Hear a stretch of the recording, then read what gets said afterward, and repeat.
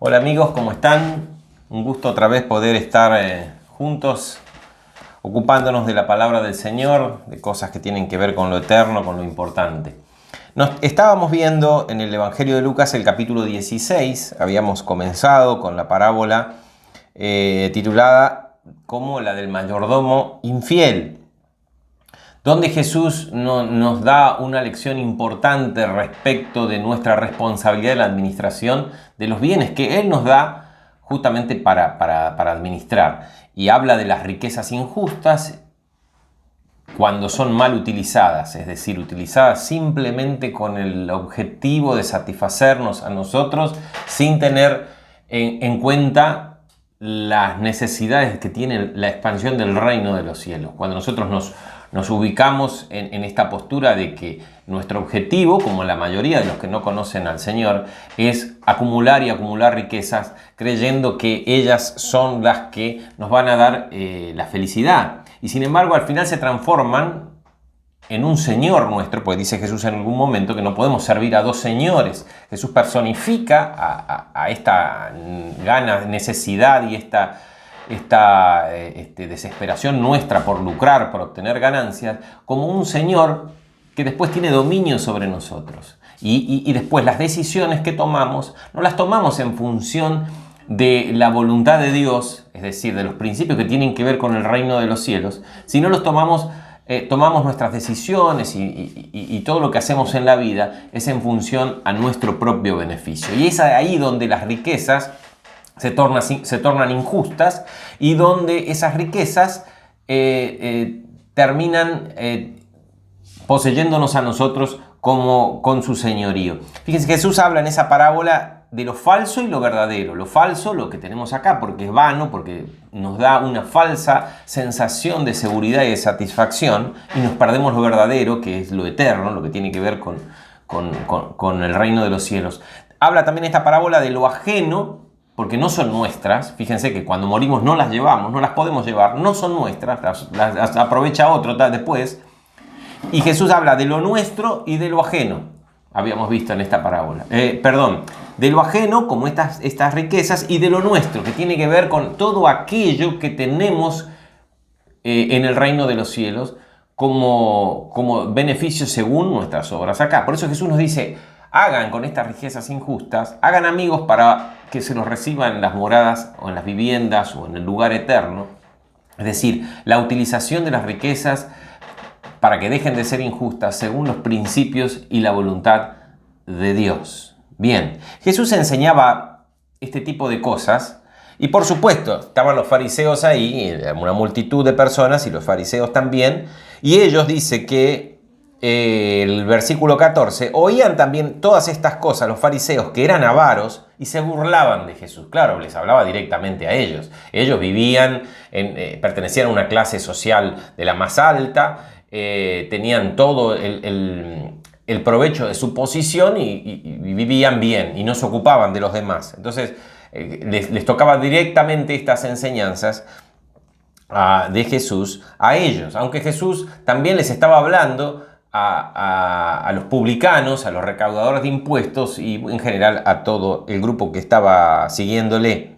Entonces Jesús le dijo: ustedes son los que se justifican a ustedes mismos, se quieren hacer como honorables, como santos delante de los hombres, pero Dios conoce vuestros corazones, porque lo que los hombres tienen por sublime delante de Dios es abominación, ¿no? Y habíamos hecho algunas consideraciones, ahí quedamos la última vez.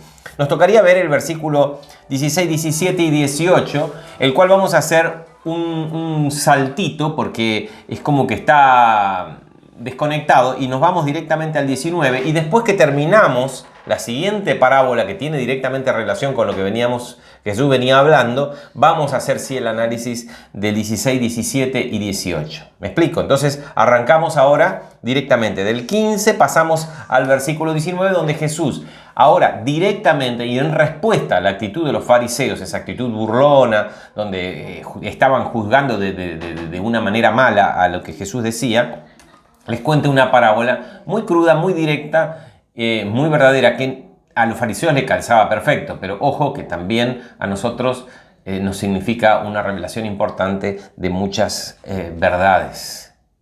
Dice así el versículo 19, la parábola del rico y Lázaro. Ese es el título que le han puesto. Dice, había un hombre rico, empezó Jesús. Otra vez, la parábola anterior también había un hombre rico. Había un hombre rico que se vestía de púrpura. En la parábola anterior teníamos el hombre rico y el administrador. El malo era el administrador. Acá vamos a ver que la acentuación de las actitudes malas están en el corazón del hombre rico. Dice que este hombre rico vivía, fíjense, en el lujo y sumido en buscar los goces y disfrutar los goces pasajeros de este mundo que nos dan los sentidos, ¿no? Lo que todos queremos. En realidad queremos siempre sentirnos bien, sentirnos felices, que todo nos dé esa satisfacción, aunque sea momentánea, y tratamos de repetir cosas y de hacer cosas que nos den esa sensación, que tiene que ver, por eso hablo de sensación, sentidos, de bienestar. Entonces este hombre estaba entregado a eso, como la mayor parte de la humanidad está entregada, a buscar esos goces pasajeros que nos den esa sensación de bienestar, aunque por dentro estemos hechos pedazos y podridos, pero por lo menos un poquito de esa sensación. Y este hombre lo podía hacer, como también lo pueden hacer los ricos, porque tenía medios, ¿no? Fíjense que era un hombre rico que se vestía de púrpura y de lino fino.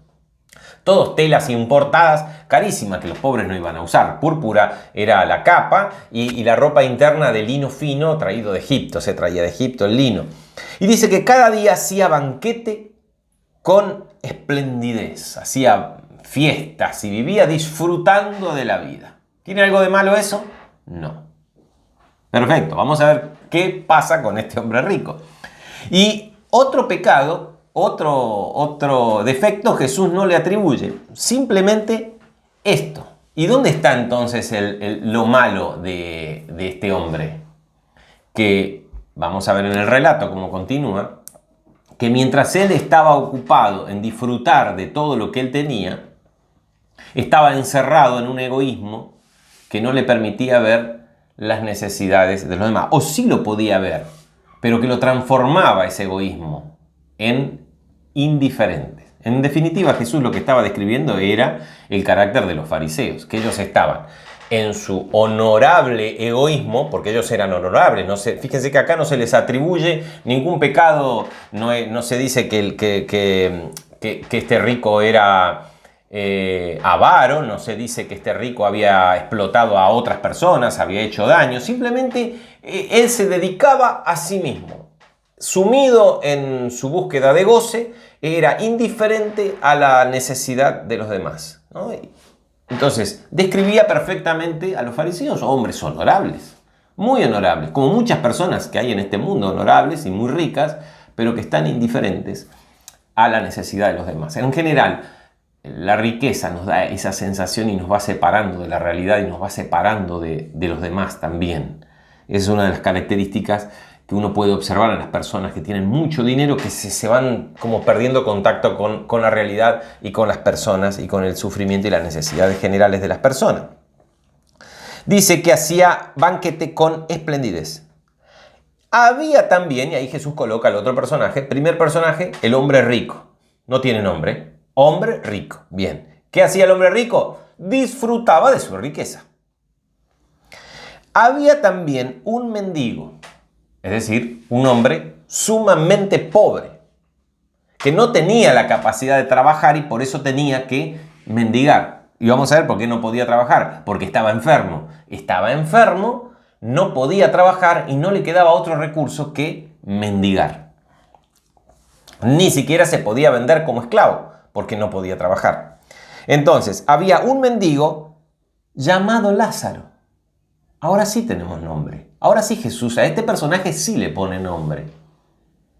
¿Por qué Jesús le pone nombre? Porque es raro, en las parábolas Jesús no pone nombres a los personajes que aparecen en sus historias.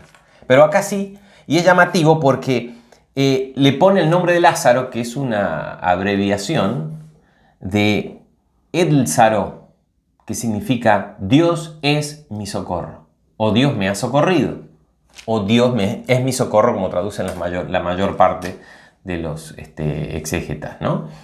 Quiere decir que Jesús nos está dando la idea, o les estaba dando la idea a ellos, y nosotros tenemos que también tener en cuenta este detalle, de que este mendigo, este pobre enfermo, buscaba y encontraba su socorro en Dios. Es decir, este mendigo era un israelita piadoso, un hombre justo, que le tocó por su enfermedad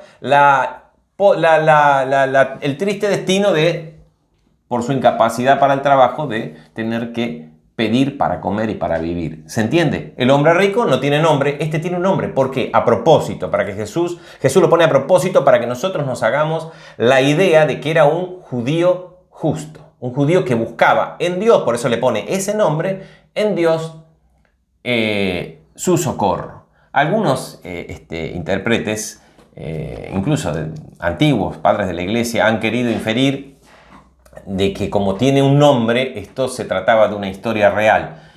No lo parece. En realidad Jesús está respondiendo a la actitud, viendo en el contexto de todo el capítulo 16, a mi criterio no lo parece. Si ustedes piensan así, no hay problema. A mi criterio es una parábola y Jesús pone un nombre para que nos hagamos la idea de cuál era el carácter de este mendigo. Bien, dice que se llamaba Lázaro y que estaba echado a la puerta del rico, de la casa del hombre rico, lleno de llagas. Ahí es donde vemos que estaba enfermo. Estaba lleno de llagas. Y estaba echado a la puerta, es decir, lo habían echado, y acá vemos también un poquito el pecado del hombre rico, que en su afán de disfrutar y de gozar de sus bienes, que tal vez los ganó muy bien, los ganó trabajando, o los ganó invirtiendo y haciendo buenos negocios, pero estas personas eran echadas, y echadas a la puerta, porque hasta ahí llegó este hombre esperando, porque fíjense que no fue ahí porque lo tiraron y quedó ahí, sino que fue ahí porque ansiaba saciarse de las migajas que caían de la mesa del rico, es decir, de lo que sobraba de la mesa. El rico comía abundantemente, con esplendidez, hacía sus banquetes, y él estaba sin poder trabajar, sin poder generar sus recursos. Lo único que quería era lo que sobraba, aunque sea. No ambicionaba mucho, no ambicionaba ser como el rico, simplemente satisfacer su hambre con lo que sobraba de la mesa de este hombre rico. Y ahí nos pinta un poquito el carácter y el pecado del hombre rico. ¿Dónde estaba lo malo en la actitud del hombre rico? Que le sobraba comida de lo que caía de la mesa y ni siquiera eso se le proveía a los necesitados. Es decir, estaba aislado e indiferente a las necesidades de los demás. Volviendo un poquito a la parábola anterior, vemos a esta advertencia que Jesús nos da de cómo administramos nuestros bienes y qué hacemos con ellos, que los tenemos que administrar, gastar para nosotros. Él nos da para proveer para nuestras necesidades, pero siempre tenemos que estar mirando cuál es la voluntad de Dios. Resulta que, dice que, y aún los perros venían y le lamían las llagas. Este es el cuadro que pinta la situación desgraciada de este pobre mendigo. Jesús hace como siempre, esta exageración, esta extrapolación, para que se entienda bien el sentido de lo que nos quiere enseñar. Un hombre rico, volcado a sus deseos, indiferente a las necesidades de los demás. ¿Cuál era la necesidad de los demás? Comer, que alguien les vendara las llagas. Y los perros venían a ver las llagas porque ni siquiera estaba atendido, estaba vendadas sus heridas. Pero ¿qué pasó? Murió el mendigo y fue llevado por los ángeles al seno de Abraham. Y murió también el rico y fue sepultado. ¿Qué vemos acá? Que rico, pobre, enfermo, sano, alto, bajo, gordo, flaco, petizo, lo que sea, alto, todos tienen el mismo destino, ¿no? Murió el mendigo y también murió. Ahora el rico. Ahora el mendigo fue llevado al seno de Abraham. Ahora vamos a ver un poquitito qué es eso. Pero el rico fue sepultado. No nos dice que el mendigo fue sepultado porque ni siquiera vale la pena considerarlo. Pero el rico fue sepultado. Y cuando nos dice eso, Jesús dice que con gran pompa los ricos tenían una sepultura. Como hoy mismo, cuando alguien muy famoso, muy rico, muere, todo el mundo se lamenta y se hacen homenajes y bla, bla, bla, para que su nombre perdure todo lo posible, estatuas, pinturas y bla, bla. Pero el destino es el destino y no está acá, ya no está más, por más que hagamos lo que hagamos. Y al pobre, por supuesto, ni se lo recuerdan, ¿cierto? Así que el destino es el mismo. ¿Cuál fue el destino de uno? uno fue al seno de Abraham. Y acá tenemos que ver un cachito, Mateo 25, quiero ilustrar. Ah, no, perdón, eso es Mateo 8. 11 dice, y os digo que vendrán muchos del oriente y del occidente y se sentarán con Abraham, Isaac y Jacob en el reino de los cielos, mas los hijos del reino serán echados a las tinieblas de afuera, allí será el llanto y el crujir de dientes. Entonces Jesús dijo, está hablando, es otra situación, pero dice que vendrán muchos del oriente y del occidente y se sentarán con Abraham, Isaac y Jacob. ¿Cuál es la idea que quiero transmitir? Que la imaginación y la idea que tenía el judío de la felicidad después de la muerte, ir a encontrarse con los patriarcas, con los grandes, ¿no?, de la historia de Israel, los patriarcas, los profetas, los que fueron grandes, y participar de una cena. Ya habíamos hablado de esto en otras charlas anteriores, la idea de la cena. Tanto así que cuando Jesús vuelva, Jesús dice que va a haber un gran banquete donde van a estar invitados. Invitados en el banquete del rey, en el banquete de los grandes. Esa es la idea. Entonces, en el banquete, ¿cómo se comía en un banquete de ricos? Sentados en divanes, en sillones bajitos, recostados, porque no estaban sentados como nosotros acostumbramos en una silla y en una mesa alta, eran mesas bajitas, sillones bajitos y se recostaban. Entonces al recostarse quedaban la cabeza de uno en el seno del vecino, ¿no? El que estaba a la derecha en el seno del que estaba a tu izquierda. Entonces el lugar de honor, el padre de familia, el que se sentaba en lo principal, al que le daba el honor se sentaba a la diestra, ¿no? Y esa persona se recostaba hacia el seno. Así Jesús también, los evangelistas describen que Juan en la última cena estaba recostado sobre el pecho de Jesús y a veces nos imaginamos como que Juan estaba así, una escena media ridícula, pero en realidad porque estaban recostados, y Juan lo que significa es que Juan estaba a la derecha de Jesús, ¿no? Que era un lugar de honor. La diestra siempre es un lugar de honor. Así que lo digo para que podamos entender esto. Lo que Jesús nos dice que fue al seno de Abraham es que estaba en la fiesta, esa que se imaginaban que era el gran banquete, que era el lugar de felicidad eterna, compartiendo y estando en lugares, este mendigo, en un lugar de honor, al lado nada más y nada menos que de Abraham, el mayor de los patriarcas que los judíos podían imaginarse. Así que ahí fue el mendigo, Lázaro. Pero el rico, ¿dónde fue? Fue al Hades. El Hades es un término en la Biblia, como el Seol, que hace referencia a la mansión, al lugar de los muertos. En realidad no dice de los muertos que van a sufrir ni que van a tener bendición. Simplemente el lugar de los muertos. Es decir, pasó al otro lado, pero allá no le tocó el seno de Abraham, no le tocó la fiesta, no le tocó la cena con los grandes. Le tocó la otra parte. La parte donde reciben la paga los inicuos y los malos. Así que dice que en el Hades alzó sus ojos, dice este hombre, ¿no? El rico alzó sus ojos y de lejos vio a Abraham y a Lázaro recostado en su seno. Fíjense cómo acá nos da un detalle, de alguna manera, que nosotros podemos